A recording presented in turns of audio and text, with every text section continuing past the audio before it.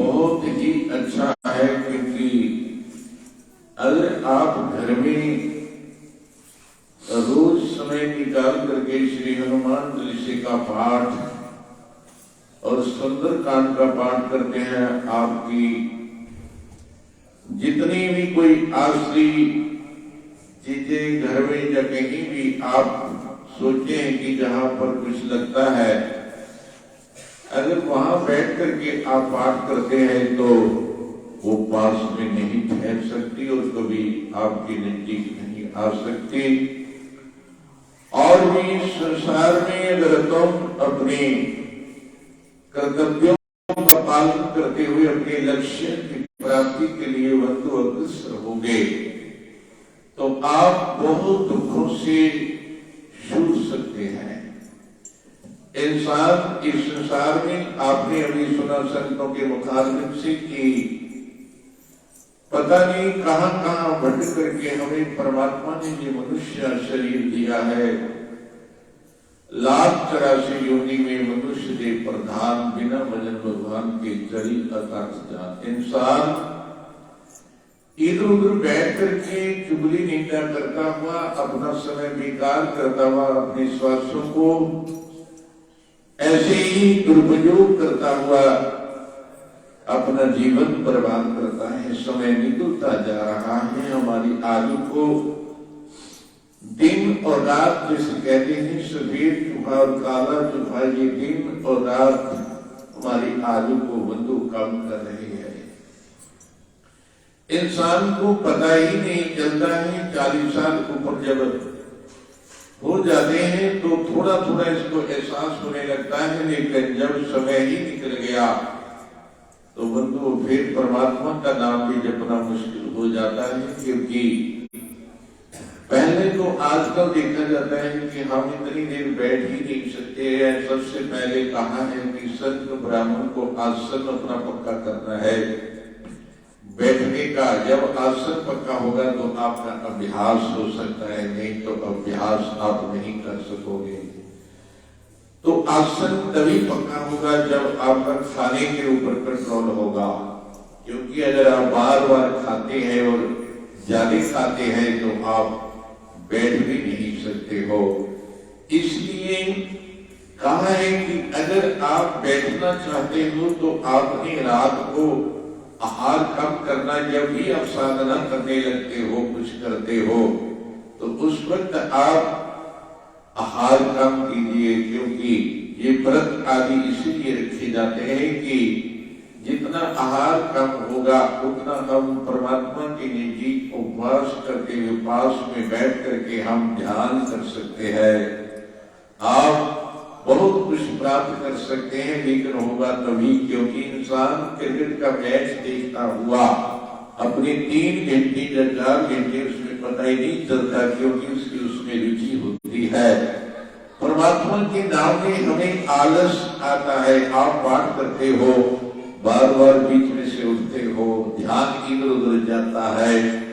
अभी शास्त्री जी कह रहे थे कि संत सतगुरु से जाकर के हमने यही प्रार्थना करनी है कि हे प्रभु, मेरा मन जो इधर उधर दौड़ता है, इसको लगाने के लिए मेरे को कोई ऐसा उपाय साधन बता दीजिए। तो ये जो संतों के संसर्ग में आकर के ऐसी जगहों के माध्यम से संत लोग इसीलिए ऐसे आयोजन रखते हैं कि आप ऐसी जगह आकर के संतों के सानिध्य में बैठ करके आप किसी वाणी का इस अपने मुख से उच्चारण करते हुए इस मन को रोकने के लिए ये सारे कार्य किए जाते हैं। क्योंकि मन ये बार बार बाहर की ओर जाता है। इसलिए जब आपको ऐसा पाठ करते हुए आनंद आएगा, आनंद उमड़ेगा, तो आपकी वाणी से पता चल जाएगा कि आपको कितना आनंद आ रहा है। कई बार तो बोलते हो कि महात्मा जी बड़े, कई बार जोर से क्या होता है, जब किसी वाणी का पाठ करते हुए उसके अर्थ को समझते हुए उस इष्ट का तुम ध्यान करते हुए अगर वाणी का पाठ करोगे तो तुम्हें बड़ा आनंद आएगा।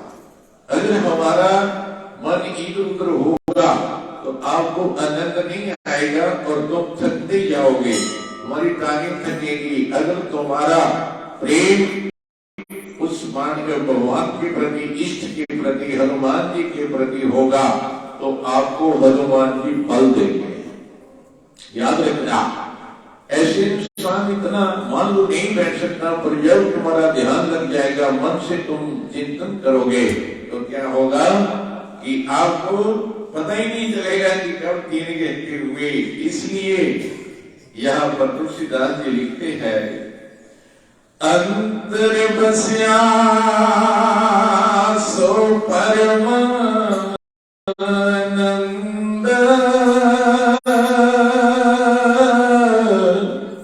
नित ही सिमर जाए जम फंद,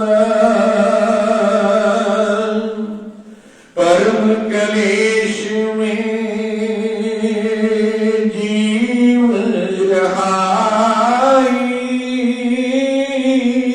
स्वरूप विसार परम दुख पाई। अविनाशी पुरुष को दियो बिसराई,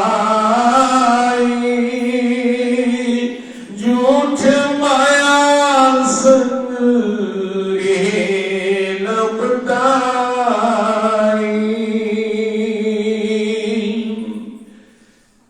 तुलसीदास जी लिखते हैं, अंतर्वस्या परमानंद, नित्य ही सिमर जाए जब खंड।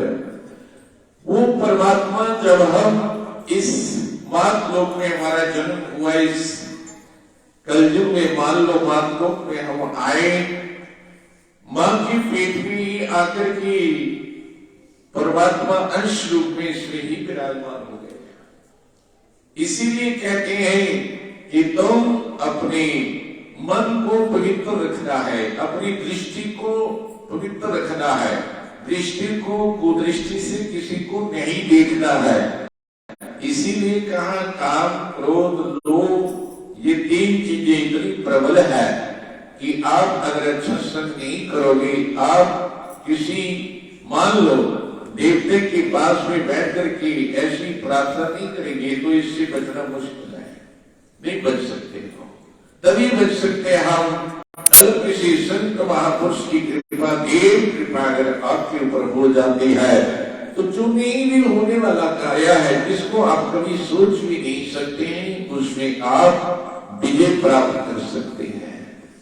भक्ति में इतनी शक्ति है, साधना में इतना दम है। साधन का मोक्ष के द्वारा तुम साधना करोगे तो तुम उस द्वार पर पहुंच सकते हो, भगवान की नजदीक उस द्वार पर पहुंच सकते हो। किस मोक्ष द्वार तक ये जन्म मरण भी हमारा समाप्त हो सकता है अगर हम साधना करेंगे। लेकिन हम इस मानव शरीर में आकर के संसार की झंझटों में और मोह से ग्रस्त होकर के दिन रात पैसा पैसा पैसा, मैं तो यही देखता हूं बहुत लोगों को, दिन रात पैसा पैसा पैसा, इसी में लगे लगे हमारा जीवन चला जाता है। बंधु, पैसा एक विद्वान है, पैसे के बिना किसी का भी काम नहीं चलता है। महात्मा हो, कोई भी हो, गृहस्थ में हो, सबको पैसे की जरूरत पड़ती है। लेकिन जिस परमात्मा ने हमें मां के पेट में भी सुरक्षित रखा, जिस परमात्मा ने वहां भी हमारा लालन पालन किया, और इस संसार में जब हम आए थे हमारे मुंह में दांत नहीं थे, भगवान ने हमारा पूरा प्रबंध किया। इंसान अपने अहम को लेकर के संसार में मैं बच्चों को सुनाता, मैं ना होता तेरा ये काम हो नहीं सकता, तेरा मकान नहीं होता, क्या नहीं होता, सब कुछ होता। इस मैं को निकाल दो, जब हम नहीं होंगे तो यहाँ का काम नहीं होगा, ये ऐसे चलेगा। यहाँ हमें परमात्मा ने कुछ समय के लिए भेजा हुआ, निमित्त मात्र इंसान बन जाता है। अपने को निमित्त बनाकर के तुम अपने कर्तव्यों का पालन करते हुए किसी भी जगह, किसी भी, कहते हैं तुम स्थिति में रहो लेकिन परमात्मा का सिमरन मत छोड़ो। इंसान सब कुछ करता है लेकिन परमात्मा के नाम के लिए सबसे पीछे हो जाता जाता है, उसमें हमेशा किंतु परंतु ही करता है। वो आ गया, ये चला गया, ये बनाना था इसलिए मैं सिमरन नहीं कर सका। इसलिए बंदो कभी तुम ये काम मत करो, किंतु परंतु मत करो। भगवान कहते हैं मैंने तेरे को कितना सुनहरी समय दिया, कितने अमूल आपको जो है मैंने श्वास दिया है, और एक एक श्वास जो है लखी खरीदा नहीं जा सकता है। हम डॉक्टरों को भी अगर कहें, डॉक्टर को पहले जब आप जाओगे पहले दस्तखत करवा देते हैं, उगा भी डलवा देते हैं। अगर ऑपरेशन करते हुए इसकी डेथ हो जाती तो हम जिम्मेवार नहीं है, जिम्मेवारी कोई नहीं लेता है।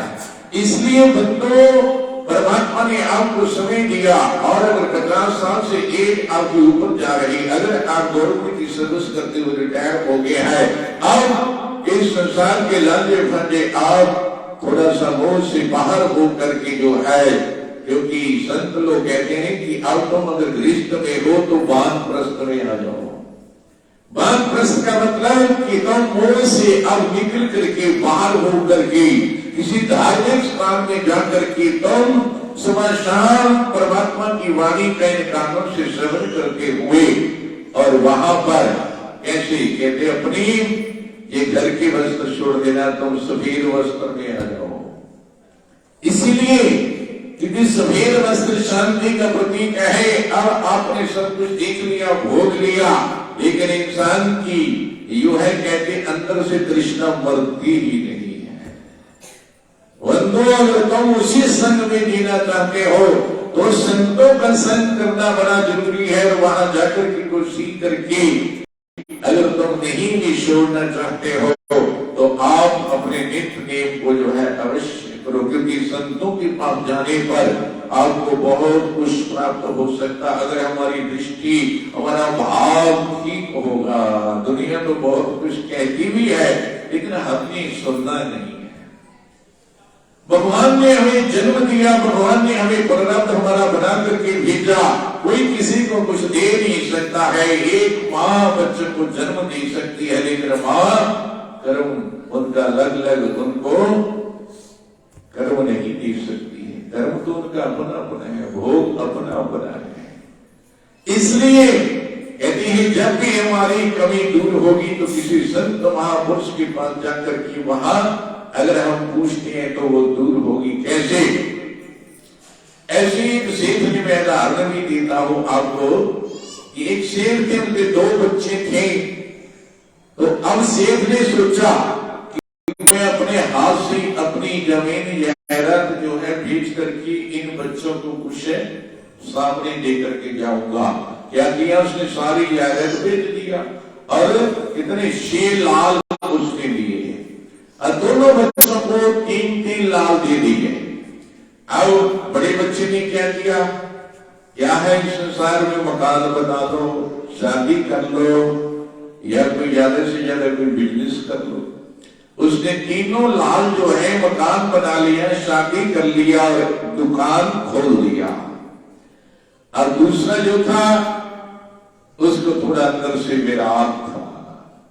इसलिए बंधुओं, हमेशा विचार करो सुबह शाम बैठ करके कि जिस घर में, जिस देश में, जिस प्रदेश में मैं बैठा हो, एक दिन जहां से हम सब ने चलना है और उसी जगह पहुंचना है जहां से हम आए हैं। समुद्र की कहते हैं बीच में से ही वहां बनकर के पानी जाता है, ऊपर टकराता है, फिर वर्षा रूप में बरसता हुआ नदियों में, नालों में घूमता हुआ पहुंचता कहाँ है?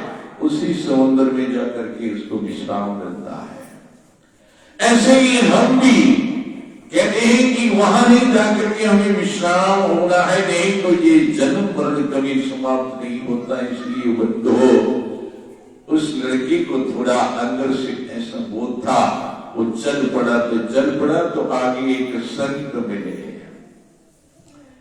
जब तुम कोशिश करके अच्छी जगह किसी संत महात्मा के पास, महापुरुष के पास, किसी सदगुरु के पास पहुंचोगे तो आपके अंदर की जो बात वहां अगर बताओगे तो उसका निर्णय भी हो जाएगा। दुनिया को क्या बताना है? जो खुद ही बंधन में फंसा हुआ वो तुम्हें क्या छुड़ा सकता है? अगर इंसान बंधन में फंसा हुआ बंधन वाले से बात करता, वो नहीं छुड़ा सकता है। वही छुड़ा सकता है जो कहते बंधन से मुक्त हो। तो बंधन से मुक्त होना क्या है? जहां तुम रहते हो ये आपका, ये हमारा नहीं है, ये किसी और का है। इस बात को मन से निकाल देना तो बंधन से रहित हो जाओगे। कहते जब आदमी मानता है कि नहीं ये मेरा, तो बंधनों में फंस जाता है। अब क्या हुआ? संत मिल गए, संतों को प्रदान किया, इसलिए बंधु हो हमेशा बड़ी नम्रता भाव से, आपके अंदर नम्रता होनी चाहिए। कहते हैं ना, पेड़ तो खजूर का बड़ा ऊंचा होता है, सिंबल का बड़ा ऊंचा होता है। पंछी आस करके आते हैं, लेकिन फूल भी बेकार है, फल तो उसको लगता ही नहीं है। फूलों को देख करके ही पंछी आते निराशे होकर के चले जाते हैं। उसको क्या करना है? उससे अच्छा है कि आम का वृक्ष कितना छोटा है, बेल का वृक्ष कितना छोटा है, उससे आपको कितने फल मिलते हैं। समुद्र का जल खारा है, समुद्र बहुत बड़ा है, लेकिन नदी की छोटी सी जिसमें हम अपनी तृप्ति प्यास की दूर करते हैं, वो नदी हमारे लिए अच्छी है।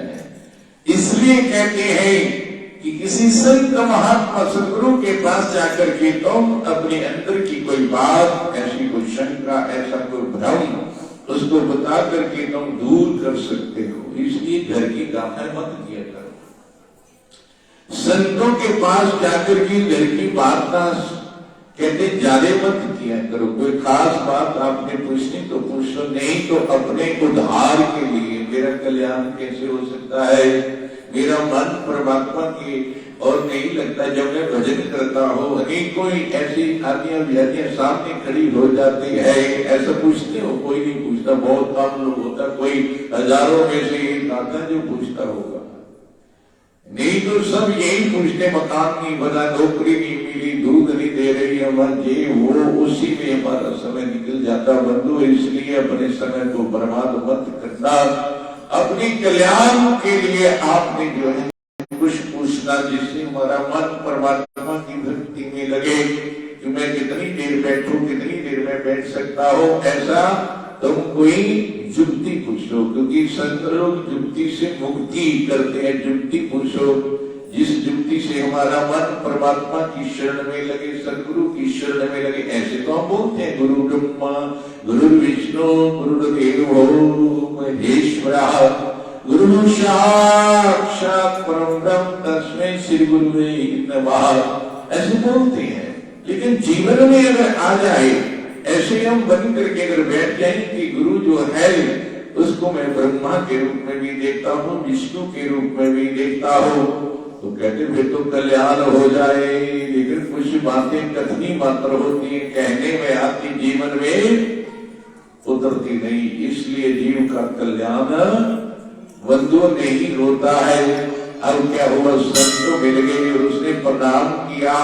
अब संतों ने जो है उसको पूछा कि आपका कैसे आना हुआ है? तो उसने कहा महाराज मेरी कुछ ऐसी इच्छा थी कि मैं निकला और हमेशा मन से मेरी इच्छा किसी संत के पास जाऊंगा और आप मिल गए हैं, आप मेरे को कुछ शिक्षा दो।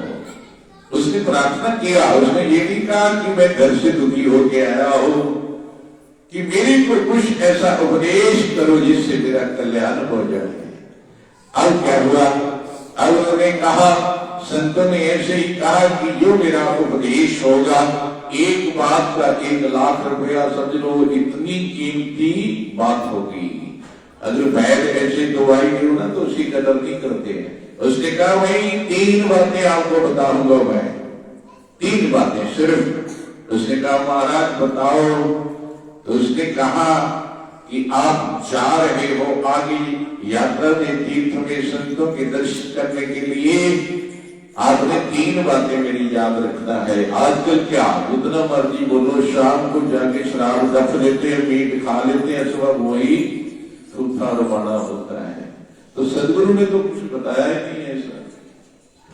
कितने लोग हैं जो दीक्षा लेकर के फिर ऐसे काम करते हैं। क्या करना? तुम वही गंदा खाना खा रहे हो, तुम वही राक्षस जैसा कर्म कर रहे हो, फिर संत सदगुरु को दोष क्यों देते हो? क्योंकि जब तुमने अपने आप को सुधारा ही नहीं, पात्र शुद्ध नहीं, तो उसमें खीर कैसे डालोगे? आप किसी बर्तन में खाना खाने लगे हो, उसमें गंद पड़ा हुआ है, तो खाना कैसे खाओगे?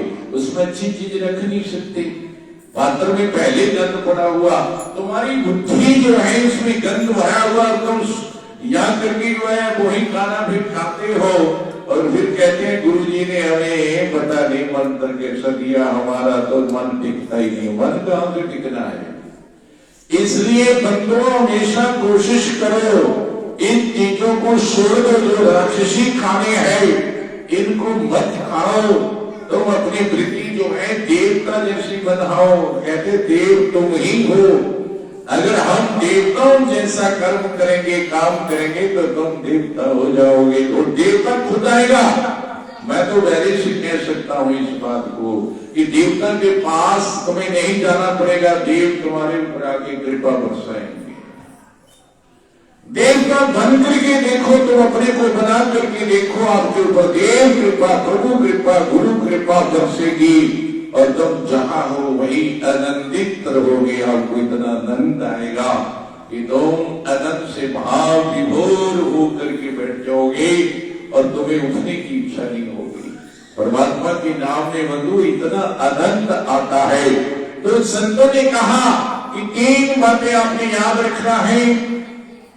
आप जा रहे हो यात्रा में, 1 से अकेले नहीं, 1 से 2 भले, हमेशा 1 तुम जा रहे हो अकेले, 1 से 2 भले, अगर 2 हो जाना तो अच्छा है। ये बात उसने याद कर लिया कि ठीक महाराज, मैं ऐसा ही सोचूंगा कि 1 से 2 हो जाए तो अच्छा है। अब क्या हुआ? कहते दूसरी बात, जब कहीं भी तुम जाकर के बैठोगे तो वहां जाकर के उस आसन को जरूर देखना, यहां आपने बैठना है। बंदों कई बार एक जगह मैंने देखा, आसन के ऊपर एक वो क्या होता है, एक खाज फली होती है, किसी ने वो लगाई हुई थी, एक बेचारा महात्मा बैठ गया, वो सारा तक नहीं रहा। कहते आसन को आपने जरूर देखना, यहां बैठना। कहते ठीक महाराज, 2 बातें हो गई। अब तीसरी बात, कहते तीसरी बात आपने दया करनी है। बंधु हमेशा कोई पाप करता है, कोई बुरा करता है, बुरी नीयत से आपको टिकना बुरा है, तुम अपने आप को वैसा बनाने की कोशिश मत करना। वो करता है अपने लिए करता रहे, हमें कुछ नहीं है। अगर नहीं सुधरता है तो कर्म का फल उसको मिलना है। इसलिए तुम अपने को हमेशा वैसा ही, अपने विचारों को अशुद्ध मत करना, उसको देख करके कि ऐसा है, ठीक है, जैसा भी है। अगर वो नहीं बदलता, अपनी वृत्ति को मत बदलना, क्योंकि हम दूसरे के अंगनों को अपने इस खिजाने में भर लेते, बुद्धि में रख लेते हैं, दिन रात उसी का चिंतन करने लग जाते हैं। इसकी किसी की बुराई नहीं लेनी है।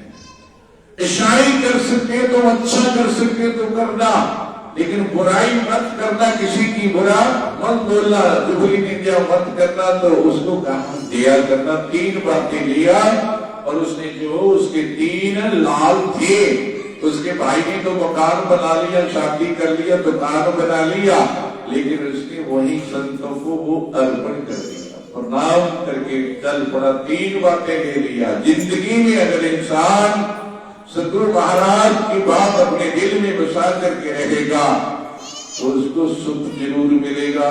क्योंकि हम दुखी तब होते जब हमारी मोह ममता आगे आगे बढ़ती जाती। जहां हद है वहां रुक जाओ। भगवान ने हर चीज की हद रखी हुई है, इसलिए बंदो यहाँ हद है वहां रुक जाना, तो तुम सुखी हो सकते हो। नहीं तो ये संसार का दुख प्राप्त कहते हैं कि समाप्त नहीं हो सकता है। अब क्या हुआ? चल पड़ा आगे। इसको दादर मतलब एक न्योला मिल गया।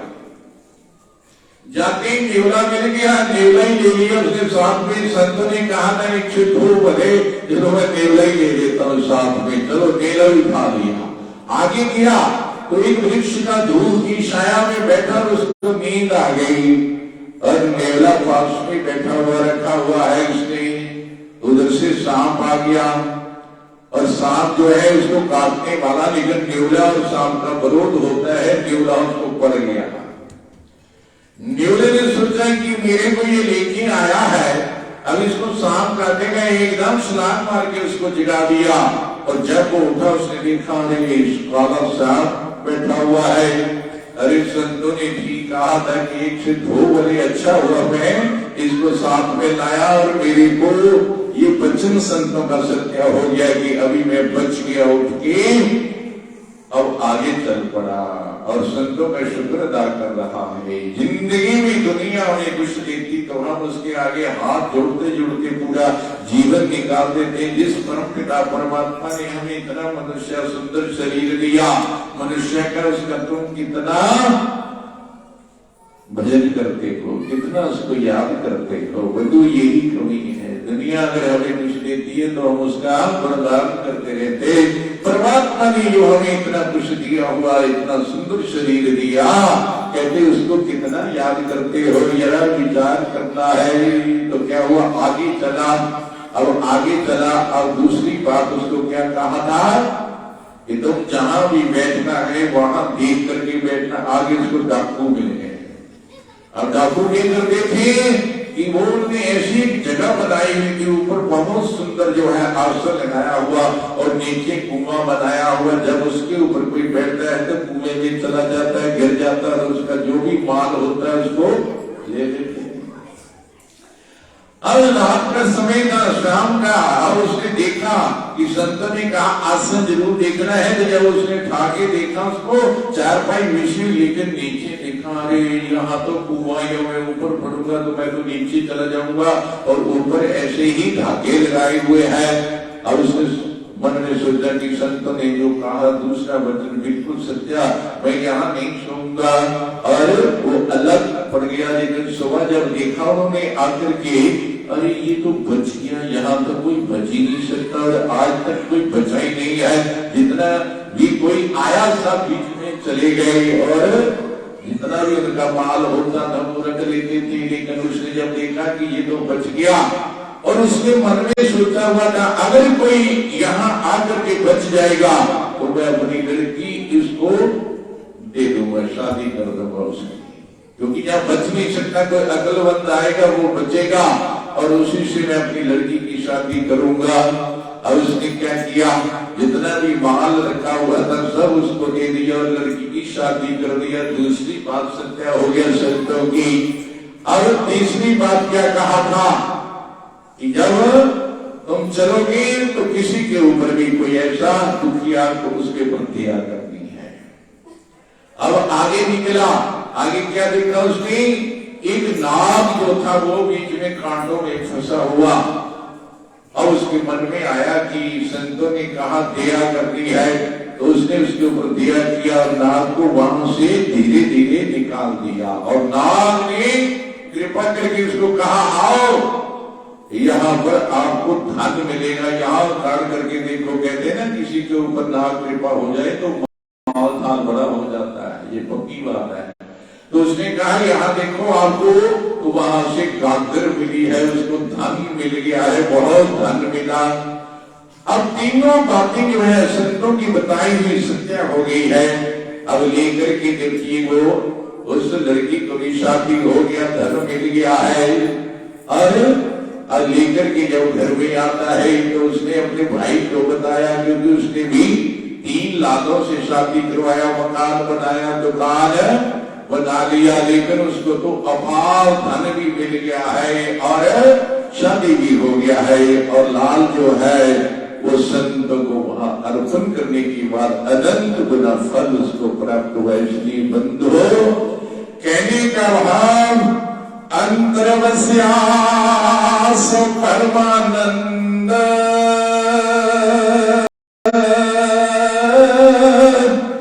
नित ही सिमर जाए जब फंदा। इस अंतर जो बैठा हुआ परमात्मा, इसको जान करके तुम किसी देवता की आराधना करते हो, आपकी आराधना इंसान जो है ये अपने को समझता नहीं कि मैं कौन हूँ। इसीलिए विवेकानंद ने जो है कहते हैं ना, आकर के जब शारदा माता को कहा कि मैं कुछ पूछने आया हो, तो उसने अपने पति के पास कहते जाओ, वो अंदर बैठी हुई हो गए, तो दरवाजा खटखटाया, तो कौन हो? कहते यही पता नहीं है मैं कौन हूँ, यही पूछते आयो बंधु, यही नहीं पता चलता। तो जब अंदर गई तो उसने कहा प्रभु यही तो मैं पूछने आया हूँ कि मैं कौन हूँ। कहते तैयारी है? कहते तैयारी है, हमारा दर्शन हो जाएगा। कहते कैसे? कहते जैसे तेरा मेरे को हो रहा। देखिए रामकृष्ण परमहंस ने कहा जैसा तेरा मेरे को दर्शन हो रहा, ऐसा तेरे को परमात्मा का दर्शन होगा। लेकिन तेरी तैयारी है क्या? कई लोग कहते महाराज अब तो हम 65 के हो गए हैं, 70 के हो गए हैं, लेकिन मन वही लगा हुआ है, मन वही लगा हुआ है। अभी ये करना, वो करना, अभी तो वो शादी मकान। बंदो थोड़ा सा अपने मन को इन तुच्छ वस्तु से हटा करके तुम सत्य वस्तु के साथ जुड़ना। उमा सुनो अनुभव अपना, सत हरि भजन है, जगत सब सपना है। ये संसार एक स्वप्न की तरह है। अपने जीवन को भी अगर आप ऐसा बना लेते हो, अपने कर्तव्यों का, अपने बच्चों का पालन पोषण करते हुए अंदर से परमात्मा का गुणगान, परमात्मा से जुड़ना कोशिश करना, तो इस दुनिया में हमें कोई भी जो है रोकने वाला नहीं है। क्योंकि भगवान कहते हैं मोहि शल्क शीतलता भावा। इंसान बाहर से कुछ और देखता है, अंदर से शल्क नहीं छोड़ता है, अंदर से भाव कुछ और होता है। इसलिए भगवान अंदर रहते हुए बहुत दूर है। तो बंधुओं ऐसी जगहों में आकर के, संतों के सत्संग में आकर के जीव जब कुछ समझ लेता है तो उसका कल्याण हो जाता है।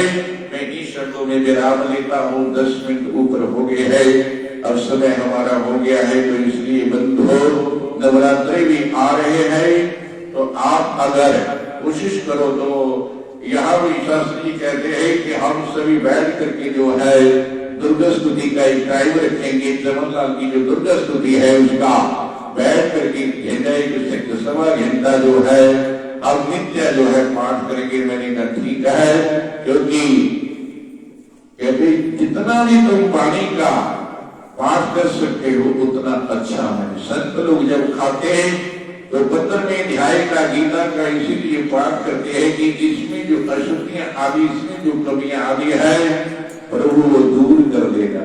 और पहले मंत्र बोल करके जो है आप प्राणाय स्वाहा पानाय स्वाहा 5 और हम अपने प्राणों को देते हुए जल का सेवन करते हैं। ये हमारे सनातन में जो हमारी संस्कृति जो ये मंत्र रखे गए, ये इसीलिए कहते बहुत अच्छा है, क्योंकि हमारी त्रुटियां ऐसे दूर कमियां नहीं हो सकती। अगर तुम अपनी संस्कृति को थोड़ा जान लोगे तो आपका कहते जो अद है वो अमृत बन जाएगा। इसलिए संत लोग कहते हैं भोग लग चुका है, अब आपने क्या कहते हैं रोटी खा के, ऐसा नहीं बोलते संत लोग। संत लोग कभी नहीं कहते कि आपने रोटी खा, घर में तो कहते ना रोटी खा ले, नहीं, संत लोग क्या कहेंगे प्रसाद, महाप्रसाद पाए। प्रसाद जब भगवान को भोग लगता तो महाप्रसाद हो जाता। इसलिए बंधु अपने घर में बनाया हुआ आप जिस भी इष्ट को मानते उसके अर्पण करके खाओगे तो वो अमृत हो जाएगा। इसलिए आपकी बुद्धि भी वैसी बननी शुरू हो जाएगी। तो आप भी ऐसा कीजिए। और अगर आप अब नवरात्रों में व्रत रखते हैं तो ठीक व्रत की विधि जानना कि व्रत कैसा होना चाहिए। ये नहीं कि आलू भी खा लिए, संघाड़े का आटा पूरियां भी खा ली है और शाम को फिर नहीं। कहते जितना तुम कम खाओगे, अगर आप व्रत रखते हैं जितना कम खाओगे, ये नहीं है कि 4 टाइम खाना फिर कहते व्रत रखा हुआ है।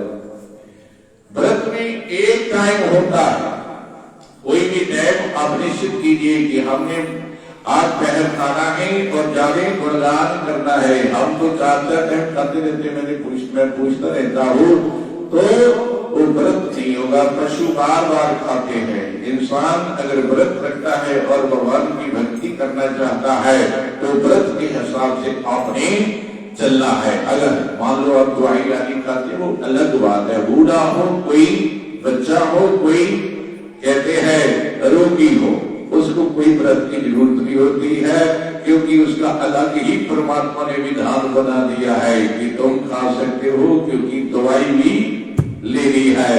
और बच्चा जितनी माँ मर्जी खाए उसको तुम रोक नहीं सकते हो। रोगी वृद्ध आदमी भी उसकी भी इच्छा होती है। अगर तुम व्रत आदि रखते हो तो आपने उसका पालना करना है, तो आपका व्रत सफल होगा। एकादशी का तुम व्रत रखते हो तो उसका पालना, उसका द्वादशी को पारण होता, तो हम अगर पारण आदि करते हैं तो आपका विधान बिल्कुल ठीक है, नहीं तो आपको उसका फल मिलना क्या, क्योंकि रखते तो हम फल की आशा रखते ही है, लेकिन इसका विधान रखा हुआ है कि आप देखो कि द्वादशी कब लगनी है, आपने ठीक समय पर पारण करना। तो ऐसे ही व्रत का पारण होता है, व्रत का नियम होता है, तब उसका से ही आपको जो है परमात्मा कृपा करेंगे। आपका किया हुआ दान, आपका जपा हुआ नाम, उसका फल आपको प्राप्त होगा।